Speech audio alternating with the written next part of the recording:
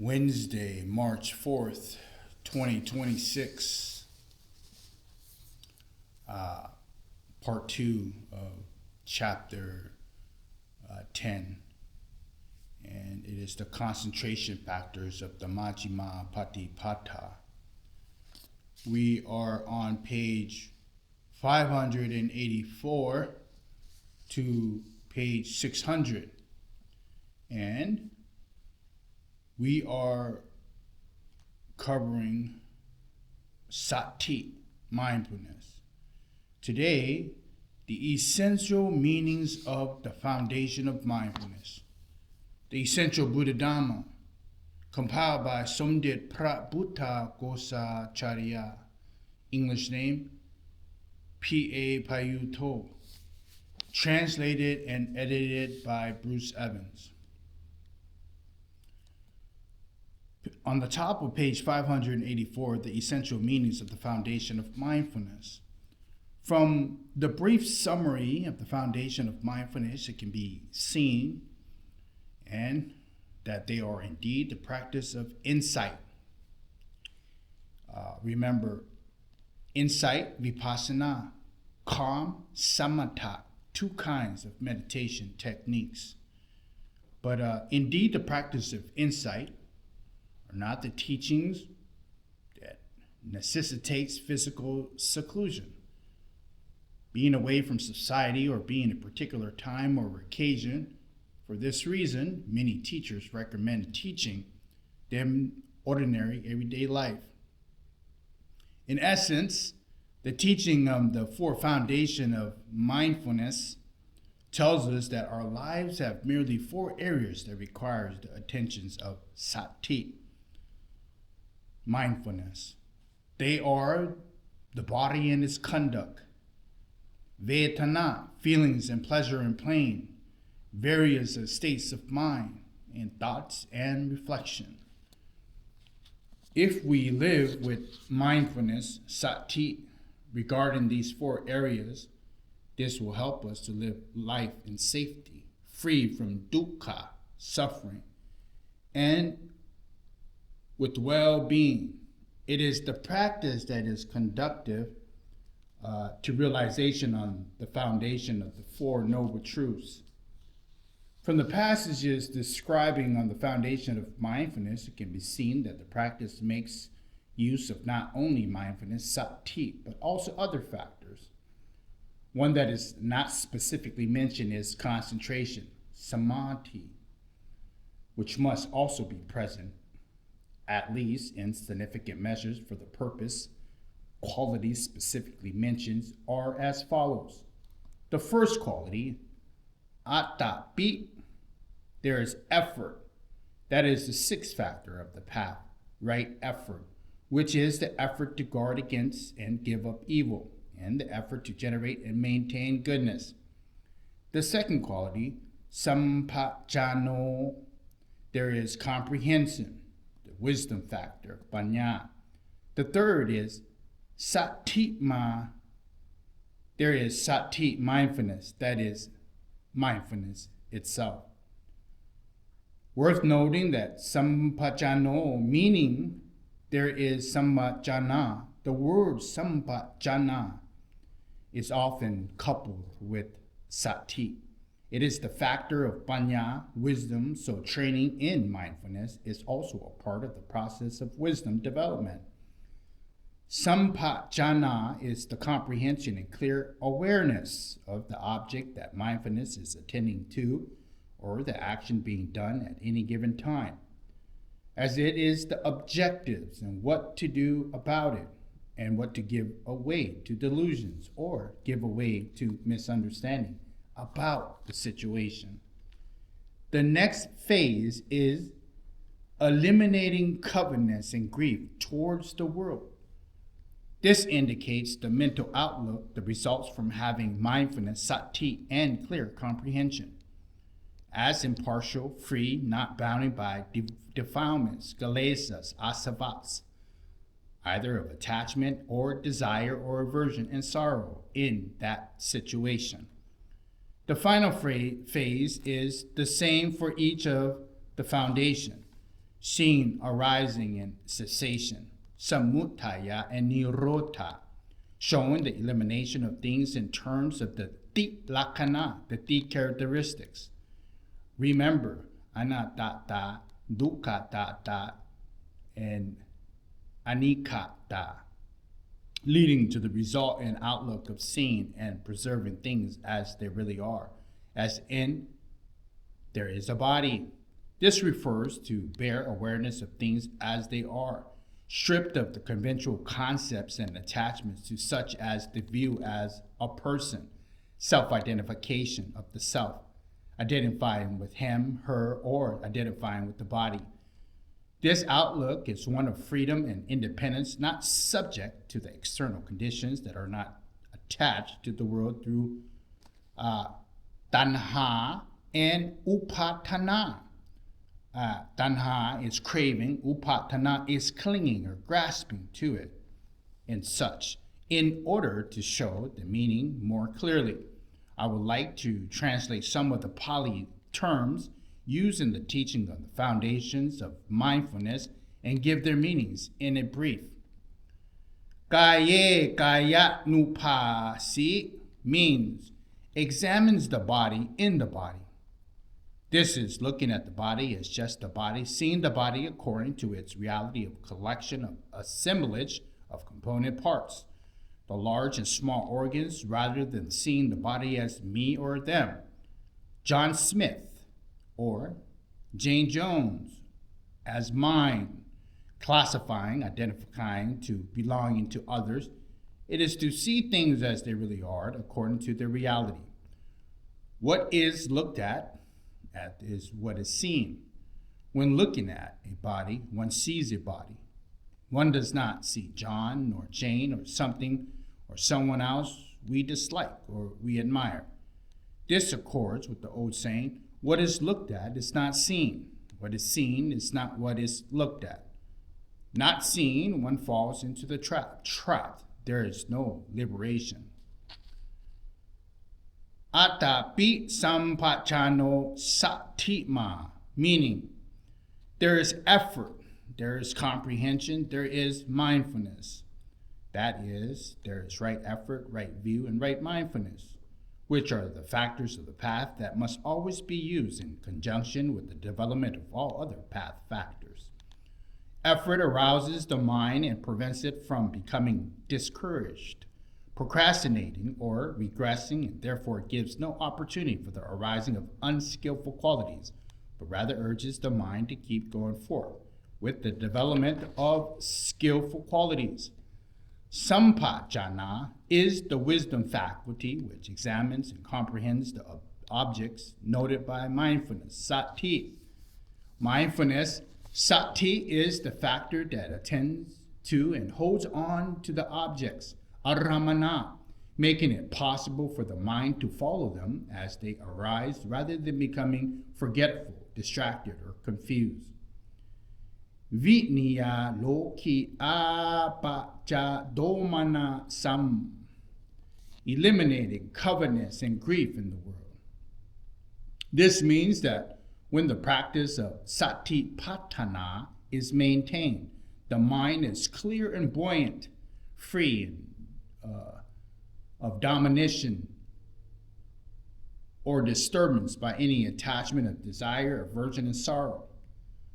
Ati kayoti wa panasa sati pachu patiti ta hoti yeva deva nana mataya pati sati mataya, meaning having the clear recollection there is this body, just the object of awareness, just enough for recollection. That is mindfulness, sati, clearly noted things as they are. There is only the body, not a being, not classifying or identifying a person, a man or a woman, identifying as a self things belonging to the self, identifying things belonging to others, or whatever, simply for the awareness and recollection of the development of mindfulness and comprehension, or for the increase of mindfulness and wisdom. not for distracted thinking and daydreamers, or for the excessive cognition. The same applies for Vedana, feelings, mind, and the law Dhamma. Atni sito cha viharati, meanings, and he dwells independent. The mind is free, not subject to anything else. One does not have to place one's minds in this or that thing or this or that person.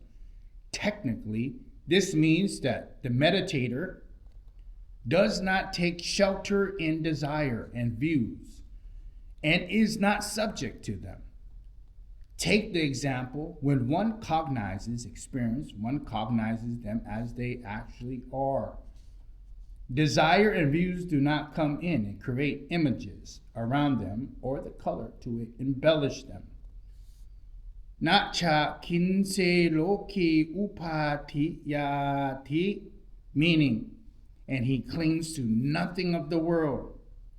One does not attach to anything, to be it form, rupa, feeling, vedana, perception, sanya, mental formation, sankhara, or consciousness, vijnana. And as for the self, atta, or belonging to the self, attaniya. Achatamba, paritamba, internally and externally. This passage has been interpreted in different ways by different teachers, but the consensus of the commentaries is that internally means one's own, while externally means belonging to others.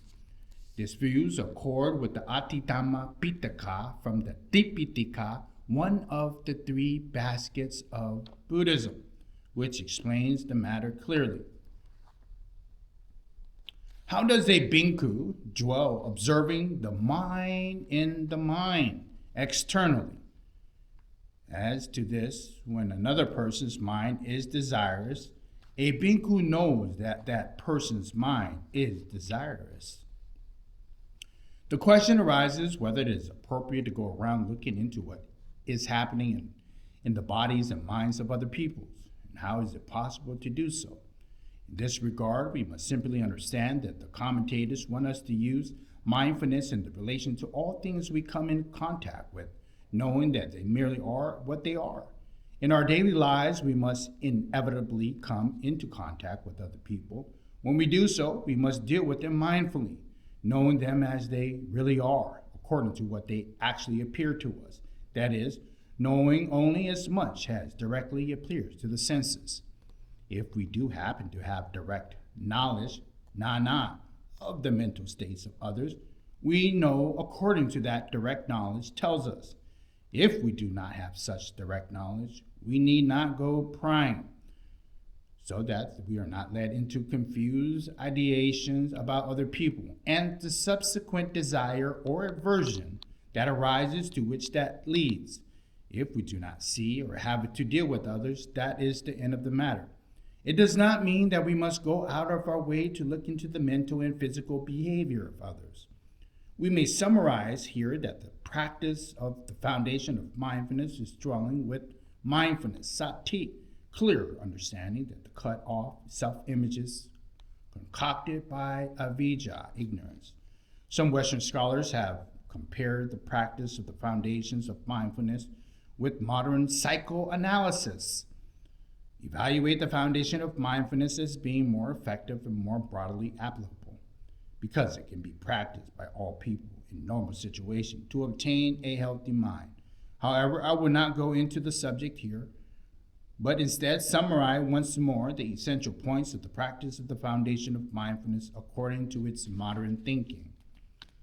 Now, the process of practice. On the process of practice, beginning on the top of page 588 of chapter 10, 1. The factors of the components involved in the process of practice are of two sides. We have the active side, the agent that notes, observes, and examines. And then we have the passive side, the objects that are noted, the objects that are observed or examined. The second process is the factors on the passive side, which are noted and examined, are ordinary, natural phenomena that lie within all people, such as the body, the movements of the body, the feelings and the thoughts that arise in the present moment. The third process is the factors of the active side, noting and examination, the essential agent of mindfulness, foundation of sati, and sampajana.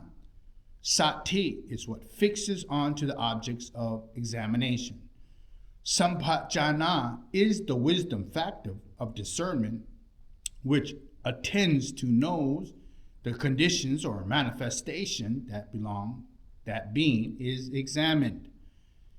What is and what is the objects are. For instance, while observing the movements of the body, such as walking, one knows why one is walking. And in order to go where, one understands the action as it actually is, without passing one's feeling over it. There is a certain misunderstanding that may cause the practice to go astray. That is the misinterpretation of transition of sati to sampajana as a self-awareness. Taking recollection to be observed and recollecting the self and the feeling, I am doing this. This is the creating an image of that self, and that the mind proceeds to fix onto it. To counter this, the meaning of mindfulness should be understood in the sense of applying consideration, keeping the mind on the object, aramana, holding the mental image, the mind to the task at hand, holding the mind to the stream of activity, and applying sampajana as clearly comprehending what is being considered, or clearly comprehending what is being done. That is, it is not applying sati to the self and doing this or that. It is recollecting the task, what is being done, not recollecting the self, the doer. Sati attends to what is being done, or what is happening so closely that there is no chance to think of self or a doer. The mind is so with the task being done that there is no room for the notion of the self to arise. The fourth process of practice is the action of observing and examining its essential, seeing things as they really are at that time. It is facing up to cognizing, examining, and understanding things, keeping abreast of them every step of the way, not building reactions in the mind. There is no evaluation or speculation as this is good, bad, right, or wrong. The mind does not add its feelings, biases, inclinations, or attachment as agreeable or disagreeable, like or dislike. It sees that things manifestation or perspective only as it is and does not add an idea of identification of mine, theirs, me, them, Jane, John. The instance here is that examining vedana, feeling in one's own mind. When an unpleasant feeling arises, one knows that its unpleasant feeling has arisen, how it has arisen, and how it passes away. If one examines the mental objects, dhamma ramana, such as when worry or depression arises, one takes that worry or depression and examines them to see how they arise, how they proceed. When the anger arises in the mind, as soon as one realizes the anger has arisen, the anger disappears. One takes up the anger itself to examine its benefits and its harm, the causes of its arising and the way it ceases, so that it can even be pleasant to study and analyze one's suffering. And that suffering is stripped off of its sting for the person for analyzing it. It is purely suffering, a feeling that arises and passes away. It is not my suffering. No matter what good or bad states may arise and appear in the mind, we face up to them and do not turn away from them.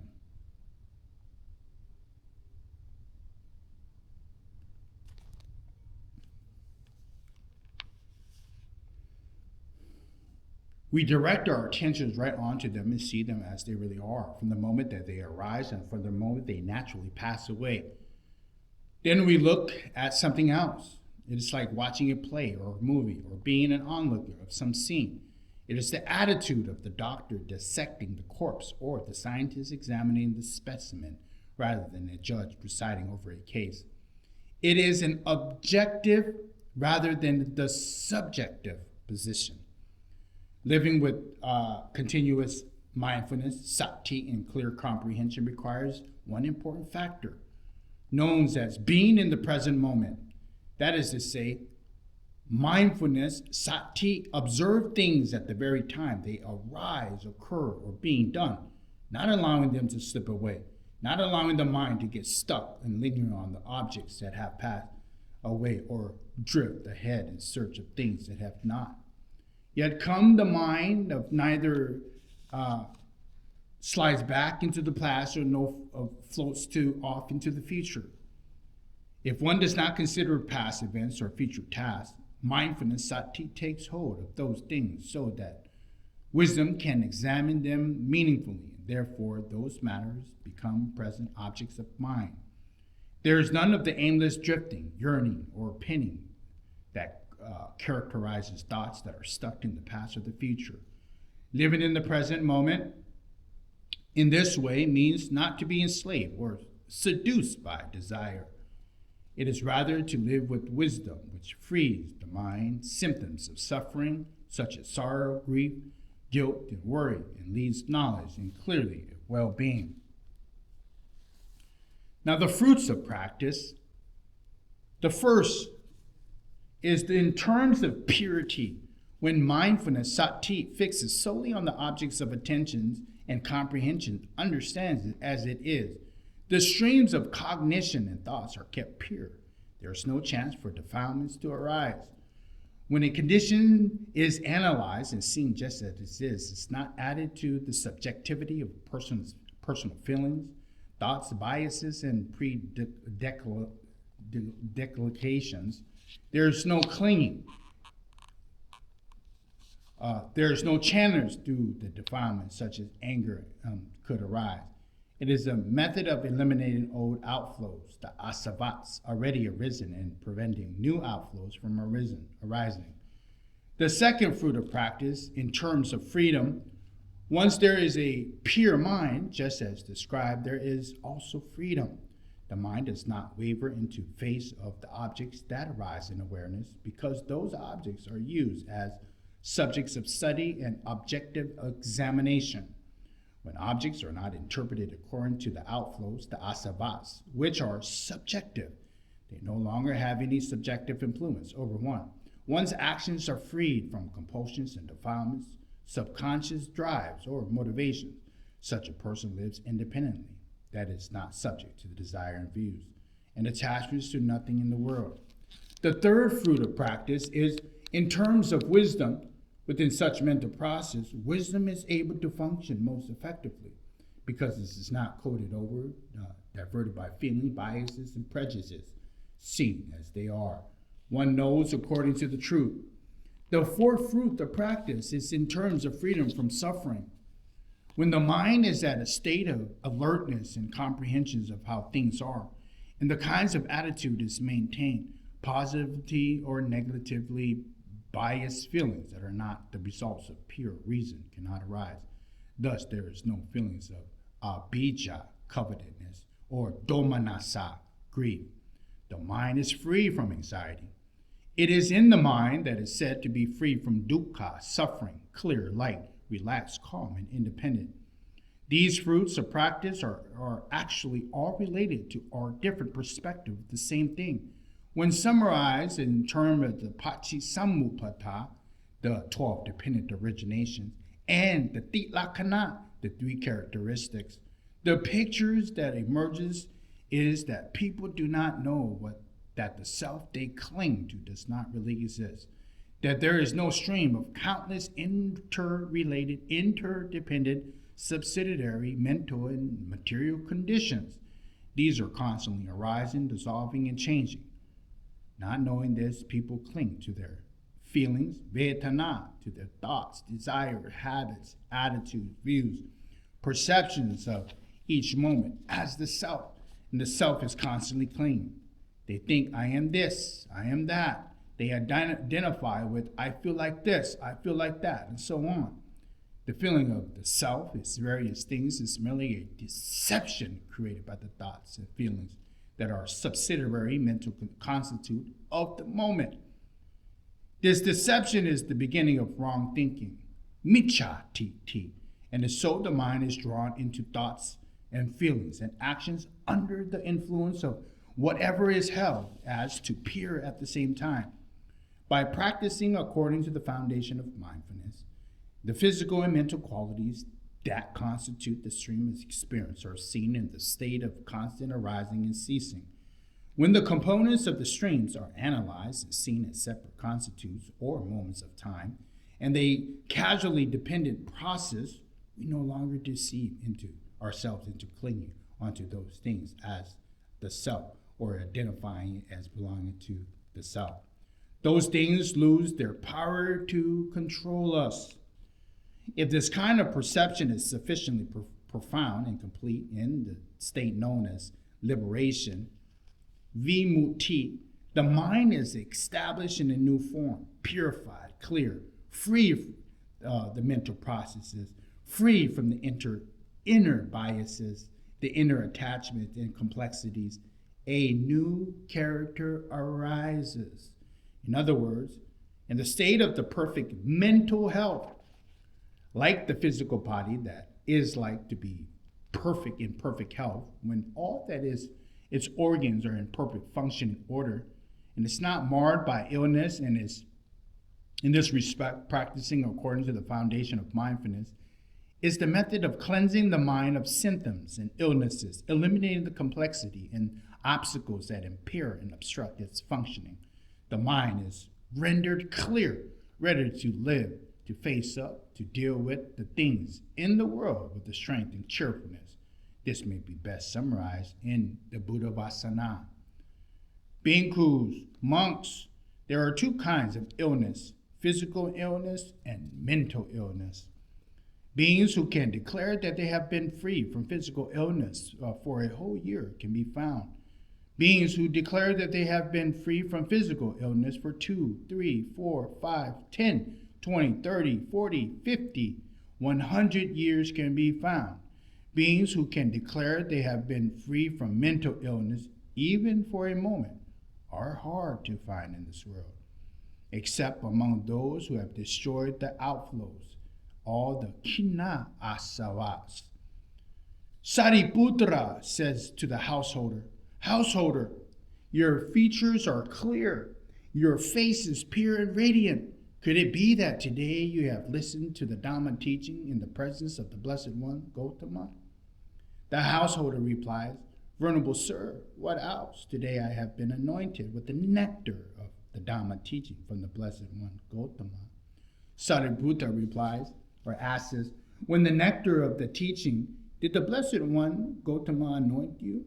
The householder replies, "Venerable Sir, I approached the Blessed One, saluted, sat to one side respectfully, and said, 'Venerable Sir, I am aged, an old man, weighing in years, my body beset by illness, visited frequently by sickness. Moreover, I do not have the chance to see the Blessed One, Gautama, and the bhikkhus, who fill me with inspiration regularly. May the Blessed One, Gautama, please grant me some teaching that will be for the benefit and happiness for a long time." Gautama, Buddha, replied, "It is true, householder. That is how it is. The body is beset by illness, like an egg enveloped in the shell. Who but a fool among those with such bodies should say that he has no illness, even for that moment? Thus you should, householder, consider to yourself, even though my body be beset by illness, my mind will not be beset by illness. Venerable Sir, it is with this nectar of the teaching that the Blessed One anointed me with," the householder tells Sariputra. The importance of mindfulness, sati, in the present moments of vipassana practice, insight practice.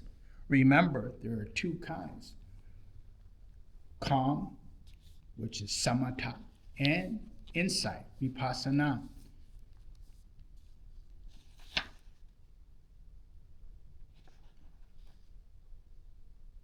Now we're going to leave off of that. That's the end of part 2. Page 584 to page 593. And we will pick up on the next one for at the importance of sati in the present moment's insight practice. The Essential Buddha Dhamma, translated by Bruce Evans.